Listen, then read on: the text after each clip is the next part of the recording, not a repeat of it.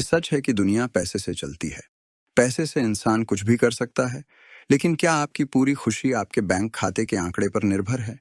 क्या जीवन तभी पूर्ण लगेगा जब आपके पास $1 मिलियन होंगे? पैसा दुनिया चलाता है, पर असली धन आपको स्वतंत्रता, आत्मविश्वास और मन की शांति देता है, और यही इस सारांश का मूल है। टॉप चार्ल्स रिचर्ड्स द्वारा लिखित धन का मनोविज्ञान बैंक बैलेंस से परे देखता है और दिखाता है कि वास्तविक समृद्धि का क्या अर्थ है। ये सिखाता है कि अंदर से बाहर एक समृद्ध, संतुलित और पूर्ण जीवन कैसे बनाएं। डॉ. चार्ल्स रिचर्ड्स एक मनोचिकित्सक, लेखक, वक्ता और शिक्षक हैं। एक दशक से अधिक समय से वे फॉर्च्यून 100 कंपनियों के वरिष्ठ अधिकारियों को नेतृत्व और व्यक्तिगत विकास का प्रशिक्षण देते रहे हैं। उनके ग्राहकों में IBM, Sony, Apple, General Motors, Motorola और होंडा जैसे वैश्विक दिग्गज शामिल हैं। दुनिया भर में अपने सेमिनारों और कार्यशालाओं के जरिए वे लोगों को सफलता को नए सिरे से परिभाषित करने और उद्देश्यपूर्ण तरीके से धन बनाने के लिए प्रेरित करते हैं। तो अगर आपने कभी धन की अपनी परिभाषा पर विचार नहीं किया है, तो अब इसे शुरू करने का बिल्कुल सही समय है। क्या धन की वाकई कोई निश्चित परिभाषा हो सकती है? क्या कोई खास राशि है जो किसी को सचमुच अमीर बनाती है? क्यों कुछ अमीर लोग हमेशा सब कुछ खोने से डरते हैं, जबकि कम संपत्ति वाले लोग संतुष्ट और सुरक्षित महसूस करते हैं? अंतर मानसिकता में है, यानी हम पैसे, सफलता और अपने मूल्य के बारे में कैसे सोचते हैं। पैसे के साथ आपका रिश्ता इस बात से तय नहीं होता कि आप कितने अमीर या गरीब हैं, बल्कि उन विश्वासों से जो आप अपने भीतर रखते हैं। इस सारांश में आप ऐसे लोगों की कहानियां सुनेंगे जिन्होंने लगभग कुछ भी नहीं से शुरुआत की, लेकिन अपने मूल्यों पर भरोसा करके, जोखिम उठाकर और अवसरों को आकार देकर अपना धन निर्मित किया। आप सीखेंगे कि आपके सचेत और अवचेतन विश्वास आपकी समृद्धि को कैसे प्रभावित करते हैं, और अपने लिए धन को परिभाषित करना कैसे स्वस्थ वित्तीय जीवन की ओर पहला कदम बन जाता है। हम धन के मनोविज्ञान के प्रमुख तत्वों, आत्मसम्मान, जिम्मेदारी, जोखिम लेना, दृढ़ संकल्प, उपलब्धि और लचीलेपन का भी पता लगाएंगे। आप जानेंगे कि अपने वास्तविक जुनून और सपनों से कैसे जुड़ें, और धीरे धीरे अपने जीवन के लिए स्पष्ट दिशा देखने लगेंगे, जैसे आपने आखिरकार ड्राइवर की सीट संभाल ली हो। आज वित्तीय सुझाव हर जगह मिलते हैं। सलाहकार, अर्थशास्त्री और यूट्यूबर्स पैसे कमाने, बचाने और निवेश करने की सैकड़ों तकनीकें बताते हैं, लेकिन इस सारांश का उद्देश्य अलग है। यह सिर्फ पैसा कमाने की तरकीबों के बारे में नहीं है। यह आपके जीवन के हर हिस्से में समृद्धि लाने और आपकी वित्तीय यात्रा में अर्थ खोजने के बारे में है। शक्तिशाली कहानियों और सबक के माध्यम से यह सारांश दिखाएगा कि सच्चा धन कैसा होता है, वह धन जो आपकी खुशी, उद्देश्य और व्यक्तिगत विकास का समर्थन करता है। तो अगर आप पैसे को गहराई से समझना और उससे अपना रिश्ता बदलना चाहते हैं, तो आइए धन के मनोविज्ञान की इस यात्रा को शुरू करें। एक समृद्ध, अधिक पूर्ण जीवन आपका इंतजार कर रहा है। हम धन को कैसे परिभाषित करते हैं? धन के बारे में हमारी समझ हमें पता चलने से बहुत पहले ही शुरू हो जाती है। यह बचपन से शुरू होता है, जिस माहौल में हम बड़े होते हैं। हमारे परिवार की मान्यताएं और वे हमें जो मूल्य सिखाते हैं, उससे धीरे धीरे आकार लेता है। पहला रुपया या डॉलर कमाने से पहले ही हम पैसे के बारे में धारणाएं बना लेते हैं, जो बैंक बैलेंस या संपत्ति पर नहीं, बल्कि बचपन में देखे, सुने और महसूस किए गए अनुभवों पर आधारित होती हैं। बड़ा घर, शानदार कार या ऊंची सैलरी धन का सच्चा मनोविज्ञान नहीं है। इसे परिभाषित करता है वह मूल्य प्रणाली जो हमें विरासत में मिली और जिसे हम अपने लिए चुनते हैं। लेटिसिया सैन मिगुएल की कहानी लीजिए। वह ऐसे घर में बड़ी हुई जहां आत्मसम्मान को अनिवार्य माना जाता था, कुछ ऐसा जो हर बच्चे को अपने भीतर रखना चाहिए। इसके बावजूद समाज अक्सर उससे कहता था, आप ऐसा नहीं कर सकती क्योंकि आप एक लड़की हैं। लेकिन लेटिसिया ने इन सीमाओं को अपनी पहचान बनने से इनकार कर दिया। जब दूसरे हिचकिचाते थे, तब उसने जोखिम उठाए। जब दूसरों को शक था, तब वह खुद पर विश्वास रखती थी और शांत दृढ़ता के साथ आगे बढ़ती रही। हर सफलता के साथ उसका अपनी क्षमताओं में विश्वास और मजबूत होता गया। उसका आत्मविश्वास पैसे पर नहीं, बल्कि इस गहरी समझ पर टिका था कि वह कौन है और क्या कर सकती है। उसकी सफलता विरासत में मिले धन या आर्थिक सुविधाओं का परिणाम नहीं थी। ये उसकी आंतरिक शक्ति, दृढ़ता और वर्षों से पोषित आत्मसम्मान से आई थी। लेटिसिया ने सुरक्षा या आराम के लिए कभी अपने सपनों से समझौता नहीं किया। उसके लिए पैसा महज एक साधन था, कुछ ऐसा जो उसके जीवन को बेहतर बना सके और उसे दूसरों की सेवा करने का मौका दे। वर्षों के समर्पण और प्रतिबद्धता से वह टेक्सास में 5 बार राज्य प्रतिनिधि बनी, जिससे अनगिनत लोगों का जीवन बदला। उनकी यात्रा एक सार्वभौमिक सत्य दर्शाती है। हर व्यक्ति को अपनी शर्तों पर धन परिभाषित करने का अवसर मिलना चाहिए, पर ऐसा करने के लिए हमें अपने भीतर झांकना और पैसे के बारे में अपने सचेत और अवचेतन विश्वासों की जांच करनी होगी। चूंकि हर व्यक्ति की परवरिश, माहौल, संस्कृति और सपने अलग हैं, सफलता का एक मानक फॉर्मूला अपेक्षित करना न सिर्फ अवास्तविक है, बल्कि अनुचित भी। सिर्फ आप ही तय कर सकते हैं कि आपके लिए सफलता का क्या अर्थ है। समाज अक्सर जोर देता है कि वित्तीय संपत्ति और भौतिक वस्तुएं ही धन के सच्चे संकेतक हैं, लेकिन यह संकीर्ण परिभाषा गहरी वास्तविकता को नजरअंदाज करती है। धन सिर्फ आपके स्वामित्व की चीजों का जोड़ नहीं है। इसे बेहतर समझने के लिए कई लॉटरी विजेताओं के जीवन पर नजर डालें। कुछ लोग अचानक आर्थिक उछाल का अनुभव करते हैं, फिर भी कुछ वर्षों में सब कुछ खो देते हैं। इसका कारण दुर्भाग्य नहीं है, यह मनोवैज्ञानिक और भावनात्मक आधार की कमी है। जो लोग अपनी जीत को बचाए रखने और बढ़ाने में सफल होते हैं, उनके पास आमतौर पर पैसे के आने से पहले ही एक मजबूत आंतरिक नींव होती है। ऐसे अनगिनत लोग हैं जो मानते हैं कि सिर्फ पैसा ही उनकी सभी समस्याओं का समाधान करेगा। वे सोचते हैं कि लॉटरी जीतने या अचानक धन मिलने से हर चिंता दूर हो जाएगी, लेकिन जीवन ऐसे काम नहीं करता। चुनौतियां और अनिश्चितताएं हर किसी के जीवन में आती हैं, चाहे अमीर हो या गरीब, पढ़ा लिखा हो या अनपढ़, भाग्यशाली हो या नहीं। महत्वपूर्ण है धन की मात्रा नहीं, बल्कि आपके मन की स्थिति। अगर आप जीवन को इस विश्वास से जीते हैं कि आप कभी धन नहीं खोएंगे, कि आप अजेय हैं, तो यह अहंकार आपको मुसीबत में डालेगा। लेकिन अगर आप स्पष्टता, विनम्रता और भावनात्मक परिपक्वता से चुनौतियों का सामना करते हैं, तो आप स्थायी समृद्धि की नींव रखते हैं।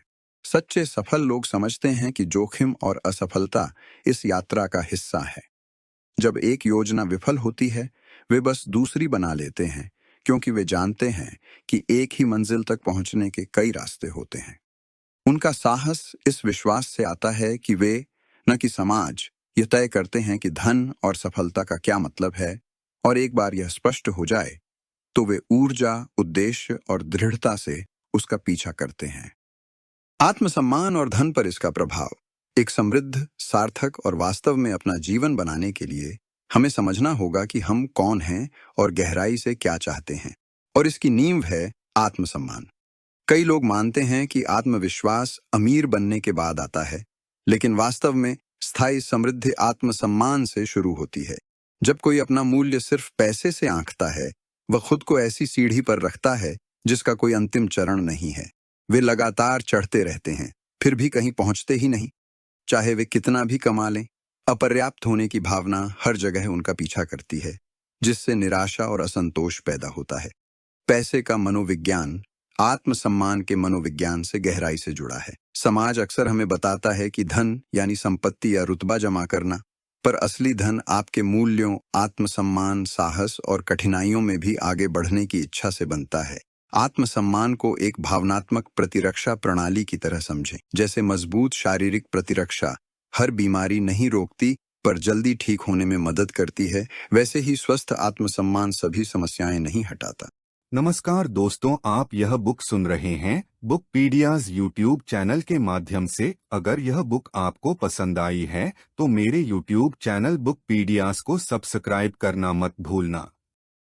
इसके बजाय यह आपको मानसिक और भावनात्मक रूप से मजबूत बनाता है, ताकि आप बिना टूटे चुनौतियों का सामना कर सकें।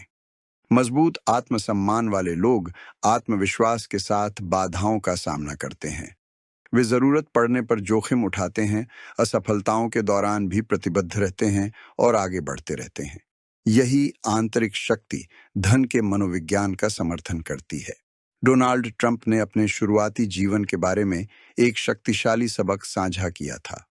उन्होंने कहा कि उनके पिता ने उन्हें शुरू करने के लिए बड़ा धन नहीं, बल्कि कुछ ज्यादा कीमती दिया।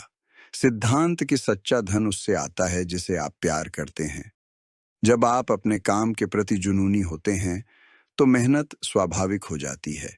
आप हर दिन काम करते हैं क्योंकि आप चाहते हैं, इसलिए नहीं कि आपको करना है। और जब जुनून और दृढ़ता एक साथ आते हैं तो सफलता लगभग निश्चित परिणाम बन जाती है। नाथन की कहानी एक और उदाहरण है कि मजबूत आत्मसम्मान क्या कर सकता है। उसे गाना पसंद था, लेकिन सच कहें तो वह अच्छा गायक नहीं था। वास्तव में उसके दोस्त उसके साथ लंबी कार यात्रा से डरते थे क्योंकि उसका बेसुरा गाना लगभग असहनीय था। आखिरकार वे उसके साथ यात्रा करने से बचने लगे। फिर भी नाथन ने उनकी प्रतिक्रियाओं से हतोत्साहित नहीं हुआ। उसे गाना इतना पसंद था कि वह छोड़ नहीं सकता था। उसने दिन रात अभ्यास किया, धीरे धीरे अपनी आवाज को प्रशिक्षित करके नियंत्रण मजबूत किया। लगभग 1 साल बाद जब वही दोस्त फिर से उसके साथ सवार हुए तो वे अवाक रह गए। उसकी आवाज बदल गई थी, चिकनी, शक्तिशाली और पेशेवर गायक जैसी निखरी हुई। कुछ ही समय बाद नाथन एक बैंड का प्रमुख गायक बन गया। उस क्षण से उसकी यात्रा केवल ऊपर की ओर बढ़ती गई। जहां भी उसने प्रदर्शन किया, लोगों ने सच्ची प्रशंसा से तालियां बजाईं। उसकी आवाज, जिसका एक बार मजाक उड़ाया गया था, उसकी सबसे बड़ी ताकत बन गई। नाथन जैसी कहानियां हमें कुछ महत्वपूर्ण बात याद दिलाती हैं। आत्मसम्मान कोई दूसरा नहीं दे सकता। कोई भी सिर्फ प्रशंसा करके हमें खुद पर विश्वास नहीं दिला सकता। वास्तविक आत्मसम्मान अनुभव से, असफलताओं से, अभ्यास से और फिर भी आगे बढ़ने से विकसित होता है। यह तब बनता है जब हम उन पलों से आगे बढ़ते हैं जहां हार मानना आसान लगता है और हम दूसरी ओर मजबूत होकर निकलते हैं। सच्चा आत्मसम्मान सिर्फ अपने बारे में अच्छा महसूस करना नहीं है। यह वह विश्वास है जो चुनौतियों को पार करने और असंभव लगने वाले कार्यों को पूरा करने से आता है। और यही विश्वास धन का मजबूत आधार बनता है, न सिर्फ वित्तीय बल्कि भावनात्मक, मानसिक और आध्यात्मिक समृद्धि का भी। धन का विकास। धन का अर्थ कभी स्थिर नहीं रहा है।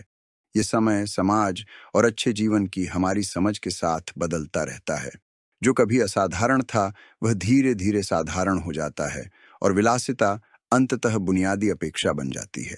यह निरंतर विकास हमें कुछ महत्वपूर्ण दिखाता है।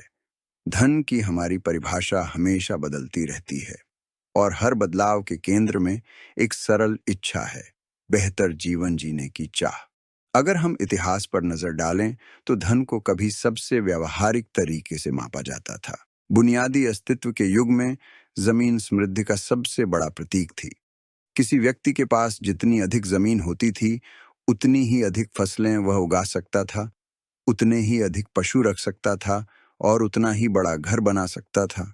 जमीन सिर्फ संपत्ति नहीं थी, यह सुरक्षा, सामाजिक स्थिति और जीवन यापन सब कुछ एक साथ थी। फिर दुनिया सुविधा और अवसर की ओर बढ़ने लगी। पैसे तक पहुंच, खासकर उधार के पैसे ने समाज को नया आकार देना शुरू कर दिया। लंबे समय तक कर्ज सिर्फ अमीरों का विशेषाधिकार था। अमीर परिवार नए व्यापार में निवेश करने के लिए पैसे उधार लेते थे और ये निवेश उन्हें और भी अमीर बनाते थे।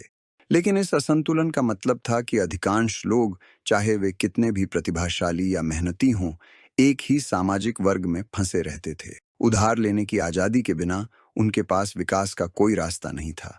एक बड़ा बदलाव तब शुरू हुआ जब कर्ज की पहुंच अमीरों से आगे बढ़कर आम लोगों तक पहुंची। जैसे ही मध्यम वर्ग को कर्ज मिलने लगा, सब कुछ बदल गया। पहली बार आम लोग कर्ज ले सकते थे, व्यापार शुरू कर सकते थे, अपने भविष्य में निवेश कर सकते थे और अपनी सीमाओं से परे सपने देख सकते थे। यह सिर्फ वित्तीय प्रगति नहीं थी, यह एक सामाजिक क्रांति थी जिसने लाखों लोगों के लिए समृद्धि का द्वार खोला। इस क्रांति में अहम भूमिका निभाने वाली एक कंपनी थी सिंगर, सिलाई मशीनों की निर्माता।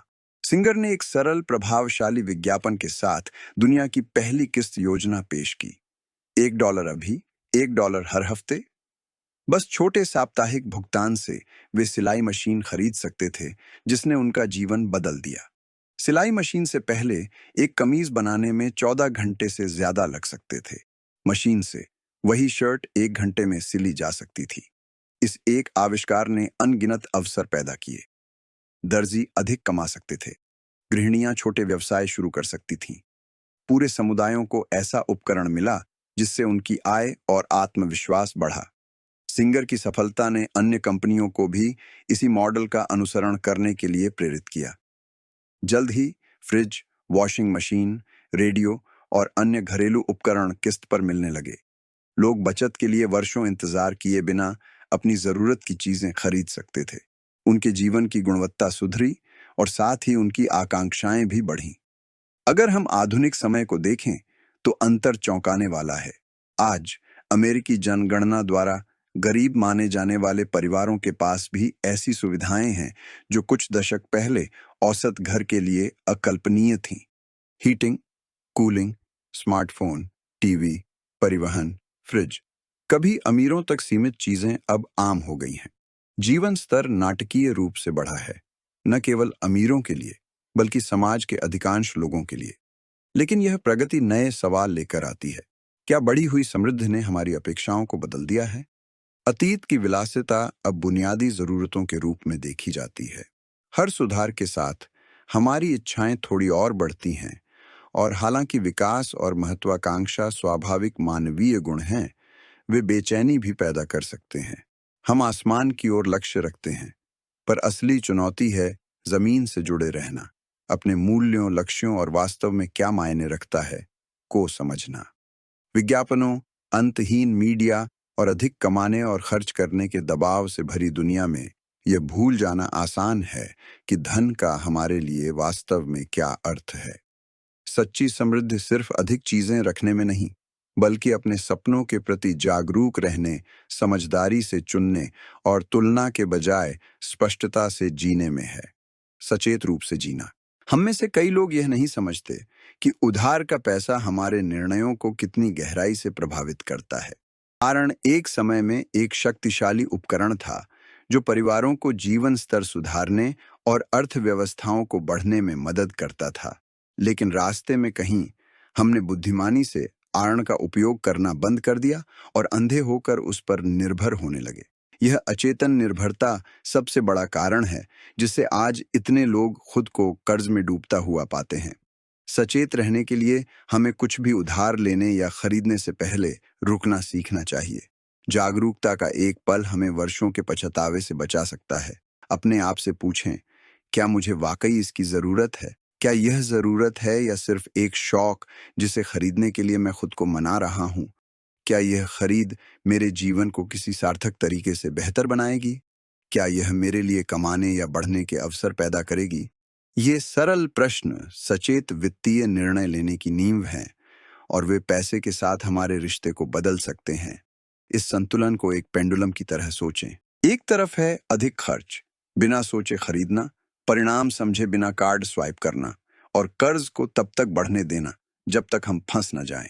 जब हम उस चरम पर पहुंचते हैं तो वित्तीय तनाव अपरिहार्य हो जाता है। हम अपने पास से ज्यादा खर्च करते हैं और जल्द ही हम बुनियादी चीजें भी नहीं खरीद पाते। कर्ज का बोझ इतना भारी हो जाता है कि यह हमारी खुशी, रिश्तों और मन की शांति को प्रभावित करता है। लेकिन विपरीत चरम भी उतना ही खतरनाक है। इंसान जब अपनी गलतियों का एहसास करते हैं तो अक्सर अति सुधार करते हैं। अगर किसी ने एक बार आर्थिक परेशानी का अनुभव किया है तो नमस्कार दोस्तों, आप यह बुक सुन रहे हैं बुकपीडियाज यूट्यूब चैनल के माध्यम से। अगर यह बुक आपको पसंद आई है तो मेरे यूट्यूब चैनल बुकपीडियाज को सब्सक्राइब करना मत भूलना।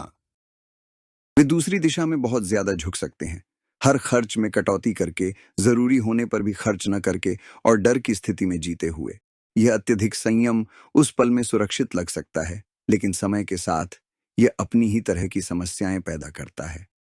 बॉब मस्टर, एक दंत चिकित्सक, हर दिन अपने मरीजों में इस पैटर्न को देखते हैं। वे बताते हैं कि निवारक देखभाल, सामान्य जांच, सफाई, शुरुआती इलाज बाद में आजीवन दांतों की समस्याओं से निपटने से कहीं कम खर्चीले होते हैं। फिर भी कई लोग पैसे बचाने के लिए बुनियादी देखभाल से बचते हैं और नुकसान होने के बाद कहीं ज्यादा भुगतान करते हैं। वित्तीय जीवन भी इसी तरह काम करता है। जब हम डर और प्रतिबंध की ओर बहुत झुक जाते हैं तो हम छोटे जरूरी निवेशों से बचते हैं, और ये फैसले आखिरकार हमें ज्यादा खर्च कराते हैं। यह विचार बचत और खुद पर निवेश के बीच संतुलन में भी दिखता है। पैसे बचाना समझदारी और जिम्मेदारी है। यह एक सुरक्षा जाल प्रदान करता है जब जीवन अप्रत्याशित हो जाता है। लेकिन सिर्फ बचत करने से आत्मविश्वास या क्षमता नहीं बढ़ सकती। विकास तब होता है जब हम अपने आराम क्षेत्र से बाहर निकलने की हिम्मत करते हैं, जब हम अपने संसाधन, समय, मेहनत और पैसे का इस्तेमाल कौशल विकसित करने, अवसर बनाने और अपनी क्षमताओं को बढ़ाने में करते हैं। अगर हम हमेशा सुरक्षित खेलते हैं, तो हम कभी नहीं जान पाएंगे कि हम क्या बन सकते हैं। अमीर होने का मतलब बड़ा घर, महंगी कार या नए गैजेट्स का मालिक होना नहीं है। सच्ची संपन्नता के लिए आत्मनियंत्रण जरूरी है। अनुशासन के बिना सबसे अमीर व्यक्ति भी कर्ज में डूब सकता है, लेकिन बहुत ज्यादा सावधान रहना, जोखिम न लेना या थोड़े में संतुष्ट रहना भी हमें पीछे रोक सकता है। ये दोनों चरम स्थितियां ठहराव पैदा करती हैं। वे हमारी क्षमता को सीमित करती हैं और न सिर्फ हमारी निजी प्रगति बल्कि पूरी अर्थव्यवस्था की प्रगति को भी धीमा कर देती है। असली समृद्धि बीच में है, जहां जागरूकता महत्वाकांक्षा से मिलती है, जहां सावधानी साहस से मिलती है। जब हम यह संतुलन पाते हैं, तब हम स्पष्टता से निर्णय लेते हैं, सोच समझकर खर्च करते हैं, जिम्मेदारी से उधार लेते हैं और अपने विकास में बुद्धिमानी से निवेश करते हैं। सचेत रहकर जीना अपने आप को आराम से वंचित करना नहीं है। यह ऐसे विकल्प चुनने के बारे में है जो हमारे भविष्य को मजबूत करें, न कि कमजोर करें। मैं एक चरण से गुजर रहा हूं। एक समय था जब जीवन धीमा, सौम्य और कहीं अधिक विशाल लगता था। बच्चों के रूप में हम एक ऐसी दुनिया में रहते थे जहां दिन अंतहीन लगते थे और एक साल एक लंबी यात्रा जैसा लगता था।